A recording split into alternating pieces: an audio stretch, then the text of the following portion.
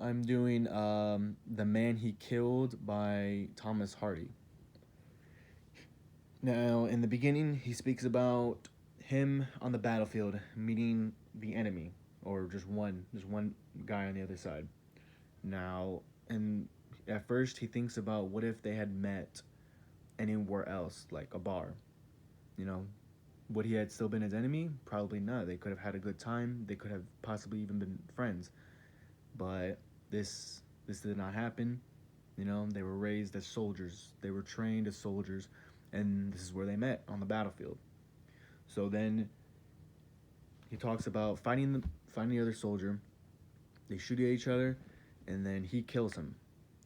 Now, at first he defends himself, trying to reassure himself that he had to do it. It was, he had no other choice. It's war. He had to do it. But then when he thinks about it a little bit more, he thinks about the other soldier. Like, what if this soldier was just like him, another man, doing what he had to do because that's what he was told to do. And this is really the big driving force of the poem, like that war turns or let has people kind of think differently. You know, in war, the soldiers think differently. They have to think of their enemies as anything but human, evil, even to get the job done because they can't really sympathize with the enemy. It makes them bad soldiers, and it'll get them killed. That's what I think the main message, the main driving force of this poem is. So he thinks about him some more, you know, that about how he just met him on the battlefield and that he killed him because that was his enemy. And then he also mocks war the same way, that it just makes you think about your enemy in a different light, other than human, other than a good person. And how you just shoot a man without a second thought in war, but in anywhere but war, if you meet somebody, you know, you could possibly be friends with them. The poem also uses some rhyme and rhythm, with an A-B kind of style of rhyme to it. The passages have it set up with 4 lines separating each other, and for each 4 lines, the first line and the third line, their end words rhyme, and so do the second. No, so do the third. No, yeah, the first and third ones rhyme. Second and fourth ones rhyme. It also uses a repetition of vowel sounds, which is called assonance.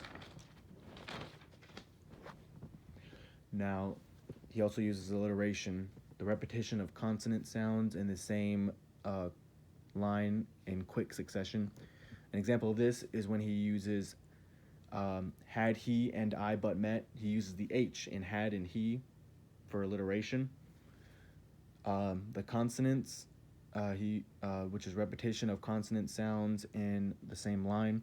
Now, this one is different from alliteration. It's not in a quick succession. A good example of this is when he uses ranged as infantry. The N sound in that, and ranged and in infantry, those two are not in complete succession. There's something in between them, separating them. In this poem, they also use imagery, like when he describes about meeting him somewhere else other than war, like at a bar. You know, it's not too in-depth imagery, but it's just enough to imagine it, him meeting him somewhere else other than the battlefield. And you can kind of imagine when thinking about it, and imagining him meeting in the battlefield or meeting him in the bar. You know, and then they kind of do the same thing when he's talking about shooting the other man and killing him. But the main thing about this story, I think, is irony, how they used irony. Irony is really the main point of this, how in war, you think of this man, you think of your enemy as anything but human. You think of them as evil. But in anywhere else in the world, you wouldn't think about this. You wouldn't just look at somebody and just think, oh, they're the enemy, he's evil. And that's kind of the irony in this, what war turns men into. The narrator also uses first person. It's from this perspective of a man in battle.